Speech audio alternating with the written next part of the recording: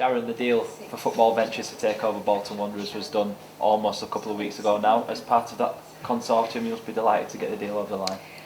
I think it was such an arduous process for the previous weeks and months. I think it was almost a sense of incredulousness when we actually heard that we'd completed, and there was a sense of euphoria that lasted for, well, it's almost still with us 2 weeks later. Yes, delighted, absolutely delighted. So now you've been in the position for a while. Can you possibly give us a little insight into your background and perhaps the background of the other members of the consortium? Yeah, sure. I mean, my background is I was born and bred into a football family, as I think you might know. I spent my childhood in and around Turf Moor, if I'm allowed to say that. So football is very much in my DNA. Me and Dad went every Saturday when it was Division 1, 2, 3 and 4 then. Football was the whole weekend. Football was the whole, that was the family conversation. So it was a very, very big part of my growing up. Then I went to work when I was 20 and worked for 30 years, always with the passion and the love and the following of football, and then decided at the grand old age of 52 that I'd like to, after having run companies in a certain way, in a way that I felt was the right way to run a business as a team, I thought what a fabulous opportunity it would be if we were able to take this through to a football club and run it in a similar fashion as a whole team, and how that would then translate on a Saturday afternoon on the pitch. So incredibly excited about doing that. One man who is part of the consortium is Michael James, who, as we know, is as much as anything else a massive Bolton fan. It seems like you've got a group of people who've got the club's best interest very much at heart. It was as with any investment, your investors are absolutely critical. When I was introduced to Bolton Wanderers last year, one of the first people that I spoke to and subsequently met was Michael James, who has been extraordinary throughout this process. His love of Bolton Wanderers Football Club is so apparent. It's a deep, heartfelt love of this club and of the well-being of the club, and he comes from a place of just good and wanting to get Bolton Wanderers on its feet in the right direction. So I think when we met and he learnt about my vision and I learnt about his love of the club, it was a great match. And I think that was then a solid foundation for us to build our investor consortium around. Yeah, that's probably one of the main things that supporters want, isn't it? Just for the club to be in hands of people who genuinely care for the club and the community of Bolton and the supporters. Yeah, absolutely. The club is all about the supporters, the staff, the team. And it's been a very, very, very difficult period for Bolton Wanderers Football Club, which has become very well known and well read about because of the difficulties. And I think now, for me, it was a vision of doing good, bringing together the football side, which is incredibly exciting because I do love to win. I like being a winner. Bringing that together with the football club, with the community, with the fans, putting in, not taking out, because fortunately I am at the age where we are able to put in and think about a long-term picture and vision, and I think that's what all the investors have bought into with this project. Yeah, the deal got done in a nick of time really with the EFL deadline, but unfortunately we've seen our neighbours Bury Football Club expelled from the EFL. As much as it's a joyous and momentous occasion for Bolton Wanderers, we've got to spare a thought for the staff and the supporters at Bury Football Club. I tell you, that has been very bittersweet for all of us. I think what has happened with Bury is a watershed moment in football. I think it's heartbreaking, absolutely heartbreaking.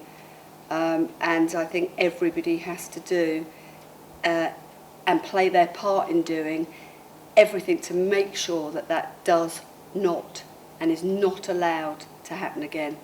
You know, that the fans of Bury, the people of Bury, the people that worked in the club, the whole community, you know, whilst we were very fortunate that we were able to complete our transaction and celebrate, there was that happiness, but then the real sadness for the community just down the road that's going through the most awful, awful time. Yeah, the EFL, of course, lost one famous old football club recently, but I guess you'll see this as an exciting opportunity to take this famous old football club forward. Listen, Bolton Wanderers is steeped in history. When I was born in Manchester, when I looked at acquiring or getting involved with an acquisition to buy a football club, it had to be a club up north. You know, when Bolton was introduced to me, the fact that it's a founding member of the Football League, that it has got this rich culture, this rich history, the infrastructure all around it, you know, that was very appealing to me for what I'm looking to do and where we're looking to take the club. There's obviously Day 14. Very early days. Yeah, day 14, but there's obviously a lot that's been done in the last couple of weeks. How pleased are you to have brought in the new management team and the 9 players as well? We had to work very, very, very quickly, you know, and decisions had to be made very quickly. I like to try and work under due process. I like to carry out a process. In this instance, we didn't really have the time to do that.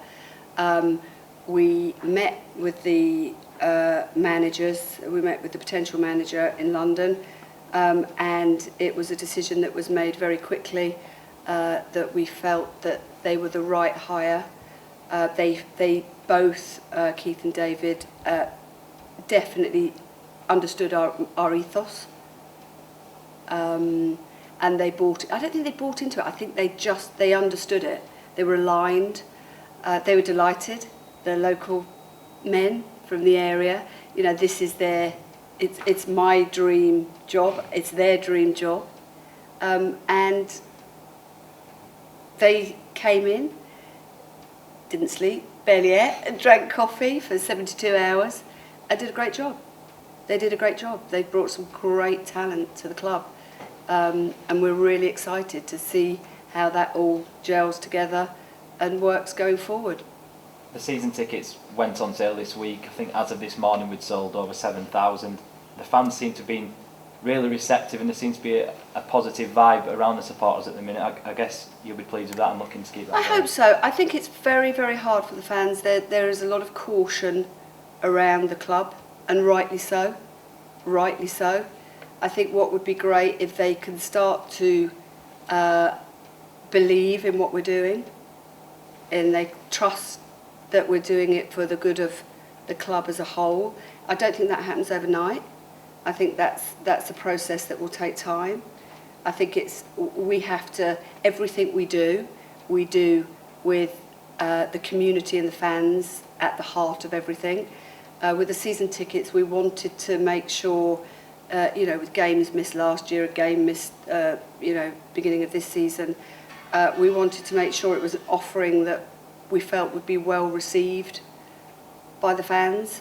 And I think it's, you know, funny enough, I was in the ticket office today and a gentleman came up to me and he was crying. You know, he was crying. He had a son who was with him who had special needs. He was telling me his wife had dementia. Bolton Wanderers was his life, being able to afford his season ticket, and you know, and what we've done, and that to me is the essence of everything. That we can bring together the football, we can bring together the community, we can bring together the fans, we can make a difference, we can do good. There will be bumps in the road in every business that we run, and I'm sure football will be no different. There will be bumps in the road. But when you get those moments where you see the difference that you're making to people's lives, there's nothing, you know, it's amazing. It was obviously a turbulent summer. The club were relegated from the Championship, and then there were a lot of things up in the air. I guess one of the main tasks from when you came to the club was getting those fans back on side. I think it was getting everyone on side, if I'm honest with you. I think everybody was offside. I think the situation had deteriorated, rapidly. And I think it was about how we start to piece this back together, to bring it to a whole unit. And I think it's a very difficult job. I have fantastic people around me. This is, there's people far better than me, who, I've worked with Emma Beaujard, our CEO, for 30 years. We know how each other works. We've got an incredible relationship. This is a job that was made for Emma, absolutely made for her. So I'm surrounded by fantastically loyal, clever people whose basic fundamental principles are the same as mine. So it works. It's not an uphill struggle to get to where we want to go to, because we're all aligned, and it makes life so much easier. Just a final question then. How are you feeling sat here today? What emotions are you feeling? Does excitement come pretty high on the list? Because you mentioned in the meeting with the staff a couple of weeks ago that you always thought that one day you'd be involved in football. I did. Listen, I'm an extremely optimistic person, as people will tell you, who I've worked with for many, many, many years. When I have a dream, I like to make that dream happen. I like to realise it. For me, the dream of being involved with a football club doesn't get any bigger, and it doesn't get any better. And the opportunities to realise that dream for me is, well, I'm pinching myself still, and we're 2 weeks down the line, so how long that's going to last, I don't know. Maybe it'll last forever. But it's wonderful. And it's a truly wonderful, already, the essence of the people involved with the club is extraordinary. I actually wasn't quite expecting to meet with such an extraordinary group of people who are so committed to their jobs, who have been through such a torrid, terrible time. Some of the stories I've heard are very sad, but how they've all pulled together. They haven't left. They've pulled together. They want this to work. They're lifted. They're lifted. They're excited. They're supportive. And I feel like I do honestly feel like I've gained a big family, which is, it's wonderful.